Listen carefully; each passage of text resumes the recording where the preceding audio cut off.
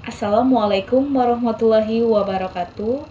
Salam sejahtera untuk kita semua. Alhamdulillah, tepatnya hari ini, hari Senin, tanggal 12 Oktober 2020, saya diberikan kesempatan untuk memaparkan hasil penelitian tugas akhir saya dengan judul Analisis Kondisi Keuangan dengan menggunakan metode Altman Score pada PT ABN pada tahun 2015 sampai dengan 2019. Sebelumnya, perkenalkan nama saya Dinda Katrina Chan. Saya dari jurusan Ekonomi dan Bisnis, program studi akuntansi. Baik, sebelumnya saya ucapkan terima kasih kepada baik pembimbing pertama saya, yaitu Bapak Rusmianto, SE MSI, dan Ibu Lihan Rinis Puspo Wijoyo, MSE MSI, yang telah membantu dalam proses penelitian tugas akhir saya.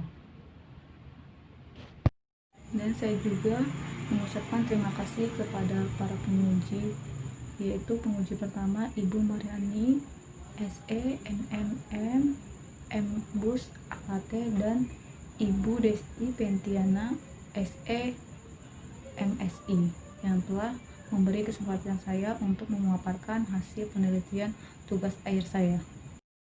Baiklah, dalam presentasi ini saya akan membahas 5 pokok pembahasan. Yang pertama yaitu pendahuluan, yang kedua penelitian terdahulu, yang ketiga metode pelaksanaan, yang keempat hasil dan pembahasan, yang kelima kesimpulan dan baiklah, di pendahuluan terdiri dari 4 pembahasan. Yang pertama latar belakang masalah, yang kedua tujuan dari penelitian tersebut, yang ketiga kerangka pemikiran, dan yang keempat kontribusi dari penelitian tersebut.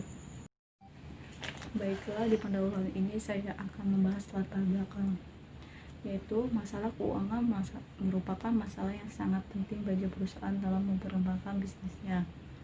Tujuan utama didirinya perusahaan adalah memperoleh keuntungan atau laba. Keuntungan atau laba tersebut tergantung kinerja manajemen keuangan. Nah, perusahaan harus memiliki kinerja keuangan yang sehat dan efisien. Bagaimana sih kinerja keuangan yang sehat dan efisien itu? Ciri-cirinya yaitu perusahaan harus memiliki nilai arus kas yang positif. Dan yang kedua yaitu perusahaan harus memiliki tingkat rasio utang yang rendah. Menurut Hartono tahun 2018, laporan keuangan adalah informasi yang menggambarkan dan untuk menilai kinerja keuangan perusahaan. Terlebih lagi perusahaan yang sahamnya telah tercatat dan diperdagangkan di bursa. Nah, informasi tersebut juga memberikan analisis laporan keuangan. Salah satu metode untuk menganalisis laporan keuangan adalah analisis rasio. Apakah itu analisis rasio? Analisis rasio itu adalah cara memperhitungkan dengan cara membandingkan data kuantitatif ya yang terdapat di posisi keuangan dan laba rugi. Menurut Yulianto tahun 2013, analisis Altman Score merupakan salah satu analisis untuk memprediksi kebangkrutan atau kegagalan usaha. Nah, metode analisis ini juga merupakan metode untuk memprediksi kelangsungan hidup suatu perusahaan dengan menggabungkan beberapa rasio keuangan yang umum dan memberikan bobot yang berbeda satu di antaranya. Hasil penelitian tersebut menghasilkan rumus yang berbeda yang digunakan di beberapa perusahaan dengan kegunaan yang berbeda. Seiring waktu, seringkali perusahaan mengalami kerugian atau kegagalan usaha. Nah, untuk itu perusahaan harus mendeteksi tanda-tanda awal kebangkrutan dengan cara analisis keuangan. Semakin awal tanda-tanda kebangkrutan itu diketahui, semakin baik untuk pihak manajemen untuk mengambil strategi dan memperbaiki kinerja keuangan. Nah, pada selanjutnya PT ABN ini merupakan perusahaan yang bergerak di bidang manufaktur, yaitu manufaktur yang tidak go public. Nah, ruang lingkup perusahaan ini terdiri dari drum aspal, drum curah, dan gas LPG. dilihat dari laporan keuangannya, perusahaan ini mengalami kerugian selama 2 tahun, yaitu tahun 2016 dan tahun 2017. Mengalami kerugian beserta mengalami defisiensi modal atau di mana hutangnya lebih besar daripada modal yang dimiliki. Terkait dengan kondisi tersebut, perusahaan mendapatkan dukungan finansial dari PT CTI selaku pemegang saham mayoritas sebesar 7,75% yang berkomitmen untuk mempertahankan perusahaan agar tetap beroperasi. Berdasarkan kajian di atas, maka saya tertarik untuk mengambil judul tugas akhir saya dengan judul analisis kondisi keuangan dengan menggunakan Admin Score pada PT ABN pada tahun 2015 sampai dengan 2019. Baiklah, selanjutnya yaitu tujuan dari penelitian.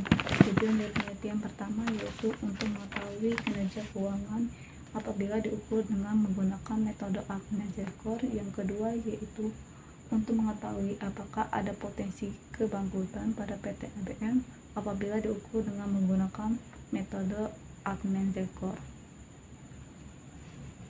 Selanjutnya yaitu kerangka pemikiran. Jadi, kondisi keuangan perusahaan merupakan gambaran dari keadaan perusahaan. Gambaran tersebut diperoleh melalui laporan keuangan yang dibuat oleh perusahaan sebagai pertanggungjawaban kegiatan yang telah dilaksanakan pada periode tertentu. Agar perusahaan berjalan dan berkembang dengan baik, maka perusahaan harus melakukan analisis prediksi keberangkatan.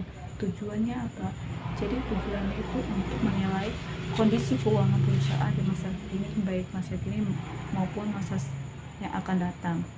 Terdapat beberapa analisis prediksi kebangkrutan, salah satunya yaitu analisis metode Admin Score. Nah, perusahaan ABN ini merupakan perusahaan yang bergerak di bidang manufaktur di go public.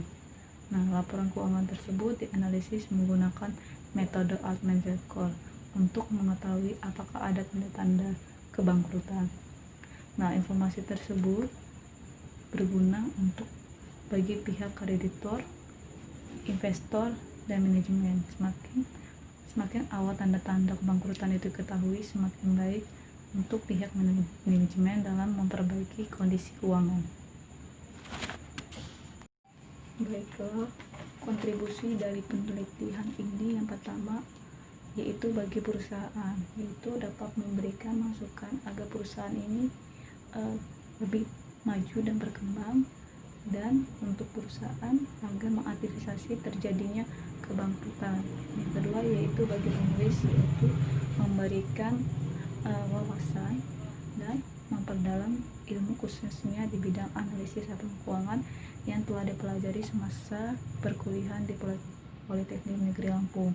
Yang ketiga yaitu bagi membaca, yaitu memberikan manfaat, yaitu memberikan wawasan dan sebagai acuan untuk penulis berikutnya. Baiklah, di sini yaitu penelitian terdahulu. Ada 3 penelitian yang sebelumnya yang relevan dengan penelitian yang saya lakukan.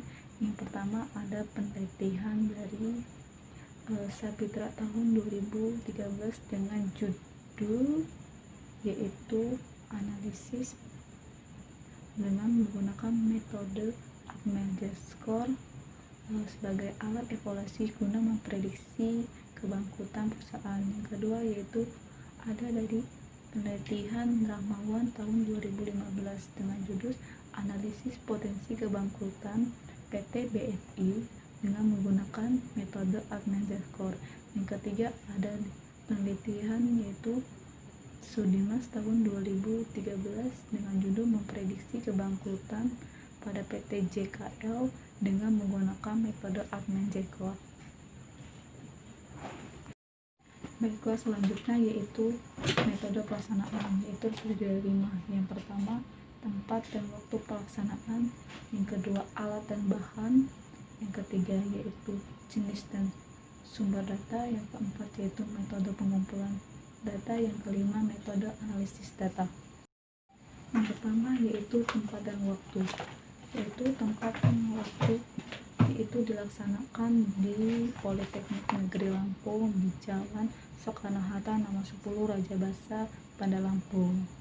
Pengambilan data dari PT ABN yang berlokasi di Jakarta Timur, yang merupakan salah satu klien dari KAP JAS yang beralamat di Jalan Merdeka nomor 10 Jakarta Selatan. Nah, penyusunan tugas akhir ini diawal dari bulan Mei sampai dengan bulan Oktober. Alat dan bahan yang digunakan dalam penelitian tugas akhir ini, yaitu alat yang digunakan yaitu menggunakan mikroskop X-ray, dan bahan yang digunakan dalam penelitian ini yaitu laporan posisi keuangan dan laporan laba rugi PT ABN pada tahun 2015 sampai dengan 2019. Baiklah, selanjutnya itu jenis dan sumber data. Dalam penyusunan tugas akhir ini menggunakan data sekunder. Nah, data sekunder itu menurut Susanti tahun 2010 adalah data yang diperoleh dalam pekerjaan jadi yang telah diolah pihak lain, biasanya dalam bentuk publikasi. Dan sumber-sumber dalam penelitian ini yaitu banyak sumber, yaitu dari buku-buku, laporan keuangan, jurnal, dan informasi yang relevan yang terkait dengan penelitian tugas akhir ini. Baiklah, selanjutnya yaitu metode pengumpulan data dalam penelitian tugas akhir ini, yaitu menggunakan metode pengumpulan dokumentasi. Menurut Susanti tahun 2010, dokumentasi adalah untuk memperoleh data secara langsung dari tempat penelitian, meliputi seperti buku-buku, peraturan-peraturan, serta laporan kegiatan, dokumen-dokumen, gambar-gambar, ataupun yang lainnya. Baiklah, selanjutnya yaitu untuk metode analisis data. Di sini dalam penelitian tugas akhir ini menggunakan metode penelitian yaitu penelitian kuantitatif. Menurut Dermawan tahun 2013, pengertian metode kuantitatif adalah suatu proses untuk menentukan pengetahuan dengan menggunakan data berupa angka untuk menentukan keterangan mengenai apa yang ingin diketahui. Nah, berdasarkan pengertian di atas, maka langkah-langkah penelitian ini, yang pertama kita harus menghitung rasio keuangannya. Rasio keuangan terdiri dari 5, yaitu yang pertama X1 atau modal kerja dibagi dengan total aset. Yang kedua kita harus menghitung X2, yaitu dimana laba ditahan dibagi dengan total aset. Yang ketiga yaitu X3, yaitu laba sebelum pajak dibagi dengan total aset. Yang selanjutnya X4, yaitu nilai buku ekuitas dibagi dengan nilai buku total utang. Yang kelima yaitu X5, yang artinya penjualan dibagi dengan total aset. Setelah kita menghitung 5 rasio tersebut, kita kalikan dengan rumus metode Altman-Core untuk perusahaan manufaktur yang tidak go public. Nah, setelah kita mendapatkan nilai yang telah dikalikan, baru kita akan mendapatkan nilai interpretasi, di mana perusahaan akan mendapatkan 3 golongan, yaitu jika nilai X-nya lebih dari 2,9, artinya perusahaan itu berada di zona aman atau tidak bangkrut, dan jika nilai Z-nya kurang dari 1,23 atau kurang dari 2,9, artinya perusahaan itu dalam keadaan rawan. Artinya perusahaan itu harus diperhatikan lebih khusus. Yang selanjutnya, jika X-nya kurang dari 1,23, artinya perusahaan itu dalam keadaan bangkrut. Baiklah, selanjutnya kita akan membahas hasil dan pembahasan. Nah, di hasil pembahasan ini pertama kita akan menjelaskan gambaran umum perusahaan, baru kita akan menjelaskan hasil dan pembahasan. Baiklah, saya akan menjelaskan informasi umum atau gambaran dari perusahaan. Nah, PT AB ini didirikan pada tahun 1994 yang berdomisili di Jakarta Timur. Nah, perusahaan ini bergerak di bidang manufaktur yang tidak go public. Ruang lingkup kegiatan perusahaan ini meliputi aspal drum, aspal curah, dan gas LPG.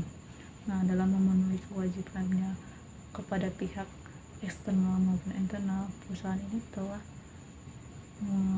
membuat laporan keuangan sesuai dengan standar akuntansi yang berlaku di Indonesia. Baiklah, di sini kita akan membahas dari pertama, yaitu kondisi keuangan perusahaan, di mana kondisi perusahaan tahun 2016 dan 2017 mengalami kerugian. Nah, kerugian tersebut karena kegiatan operasional yang mengalami defisiensi modal, di mana hutangnya lebih besar daripada modal yang dimiliki. Nah, terkait dengan kondisi tersebut, perusahaan mendapatkan dukungan dana dari PT JTI selaku pemegang saham mayoritas sebesar 77,5% yang berkomitmen untuk tetap menjalankan perusahaan itu tetap beroperasi. Baik, selanjutnya kita akan menghitung modal kerja.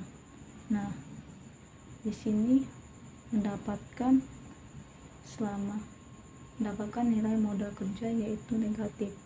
Modal kerja negatif selama tahun 2015 sampai 2017. Artinya di sini aset yang dimiliki perusahaan tidak mampu membayar utangnya. Nah, jika perusahaan memiliki modal kerja negatif, artinya perusahaan tidak mampu membayar hutang lancara dengan cepat atas aset yang tersedia. Tetapi tahun 2018 dan 2019 perusahaan telah mampu membayar hutangnya dengan aset yang tersedia karena mengalami kenaikan di bagian aset lancarnya. Baiklah, selanjutnya setelah kita mendapatkan modal kerjanya, kita bagi dengan total aset. Nah, yang didapatkan yaitu selama 3 tahun mendapatkan nilai kurang dari 3. Artinya perusahaan ini tidak mampu menghasilkan modal kerja dari aset yang tersedia, atau di sini perusahaan mengalami tingkat likuiditas yang rendah. Artinya perusahaan tidak mampu membayar hutang jatuh temponya dengan segera. Tetapi tahun 2018 dan 2019 mengalami kenaikan dengan nilai sebesar 0,3 dan 0,4. Artinya di sini perusahaan telah mampu membayar hutang jangka pendeknya dengan segera dengan aset yang tersedia. Baiklah, selanjutnya kita akan memperhitungkan hasil dari perhitungan laba ditahan dibagi dengan total aset. Selama 3 tahun perusahaan ini mendapatkan nilai kurang dari 1. Artinya perusahaan ini tidak mampu menghasilkan laba ditahan dari total aset yang tersedia. Tetapi tahun 2018 dan 2019 mengalami kenaikan sebesar 0,3 dan sebesar 0,5. Artinya perusahaan telah mampu menghasilkan laba ditahan dari total aset yang tersedia. Nah, rasio laba ditahan ini semakin besar semakin bagus karena semakin besar peranannya untuk membentuk dana. Nah, biasanya perusahaan ini memiliki semakin besar laba ini semakin baik untuk memperkuat kondisi keuangan perusahaan. Nah, biasanya laba ditahan ini digunakan perusahaan untuk sebagai dana cadangan, semisalnya perusahaan bangkrut di masa akan datang dengan cara bisa untuk membayar utang atau bisa memperluas usahanya. Baiklah, selanjutnya hasil perhitungan yaitu laba sebelum bunga dan pajak dibagi total aset. Di sini mendapatkan nilai yaitu rata-rata dari 5 tahun ini lebih dari 3. Artinya perusahaan mampu menghasilkan laba sebelum pajak dari total aset yang tersedia. Tetapi tahun 2016 mengalami nilai yang minus atau kurang dari 1. Di sini disebabkan karena besar pengeluaran yang perusahaan keluarkan daripada pendapatan yang dihasilkan sehingga menghasilkan nilai yang negatif. Nah, peranan dari laba sebelum pajak ini sebagai pertanggungjawaban sebesar apa sih produktivitas perusahaan dalam menggunakan pinjaman yang diberikan oleh kreditur. Jika selanjutnya untuk perhitungan nilai buku ekuitas terhadap nilai total buku hutang. Di sini mendapatkan nilai selama 3 tahun, yaitu nilainya kurang dari 1, yang artinya perusahaan ini tidak mampu membayar hutang dengan total ekuitas yang dimiliki. Tetapi tahun 2018 dan 2019 perusahaannya telah mampu membayar utangnya dengan ekuitas yang dimiliki perusahaan sebesar 0,3 dan 0,7. Baiklah, selanjutnya yaitu untuk perhitungan rasio penjualan terhadap total aset. Di sini selama 5 tahun perusahaan mendapatkan nilai lebih dari 1, artinya perusahaan ini menghasilkan penjualan yang bagus dari total aset yang tersedia, sehingga perusahaan ini mendapatkan nilai yang sangat tinggi di antara rasio yang lainnya, di antara X yang lainnya. Baiklah, berdasarkan hasil penelitian tugas saya dapat disimpulkan dengan perhitungan metode Altman-Zarkov bahwa perusahaan selama 5 tahun berada di kondisi zona aman. Artinya perusahaan ini tidak mengalami kebangkrutan, yaitu masing-masing pada tahun 2015 sebesar 3,70, 2016 sebesar 3,68, 2017 sebesar 3,04 dan tahun 2018 sebesar 3,35 dan tahun 2019 sebesar 3,69. Artinya perusahaan ini memiliki kondisi keuangan yang cukup baik. Nah, yang kedua, hasilnya dapat disimpulkan berdasarkan metode Altman-Zarkov ini, kondisi perusahaan dalam keadaan baik, tetapi harus ada beberapa faktor yang harus diperhatikan. Nah, di sini karena perusahaan mengalami overtrending dalam penjualan, mengakibatkan piutang dan utangnya bertambah. Jadi pihak manajemen ini harus memperhatikan dan harus mengambil strategi yang bagus agar perusahaan ini tidak mengalami kebangkrutan atau mengalami kegagalan ekonomi. Baiklah, di sini saya akan memberikan saran kepada perusahaan berdasarkan penelitian tugas akhir saya dengan menggunakan metode Altman-Zarkov. Dikarenakan di sini terdapat faktor internal, yaitu terlalu besarnya atau terlalu overtrending penjualan. Mengakibatkan yang pertama piutang. Di sini perusahaan melakukan penjualan secara kredit, mengakibatkan piutang bertambah. Akibat piutang bertambah itu perusahaan akan mendapatkan risiko, risikonya itu piutang yang tak tertagih atau piutang macet. Solusinya adalah di sini pertama, perusahaan harus menagih piutang tersebut secara berskala. Yang kedua, perusahaan harus memperketat sistem kekreditannya. Yang ketiga, jika piutang itu terlambat bayar, perusahaan harus memberikan denda atau sanksi. Yang kedua, akibat dari overtrendingnya penjualan, yaitu perusahaan akan bertambahnya utang. Jika perusahaan tidak dapat melunasi utang, maka aset yang tersedia oleh perusahaan akan disita oleh pihak bank. Solusinya agar tidak disita yaitu dengan memperpanjang tenor atau waktu peminjaman, dan juga perusahaan meminta pengurangan suku bunganya sehingga aset yang dimiliki tidak akan disita oleh pihak bank. Selanjutnya yaitu tersedia daftar pustaka. Lampirannya terdiri dari neraca atau posisi keuangan. Yang kedua yaitu laporan laba rugi. Yang ketiga perhitungan laba sebelum bunga dan pajak. Yang keempat yaitu perhitungan nilai buku ekuitas dan nilai buku total hutang. Demikianlah presentasi atau paparan hasil penelitian tugas akhir saya. Apabila ada kesalahan kata, saya mohon maaf. Wassalamualaikum warahmatullahi wabarakatuh.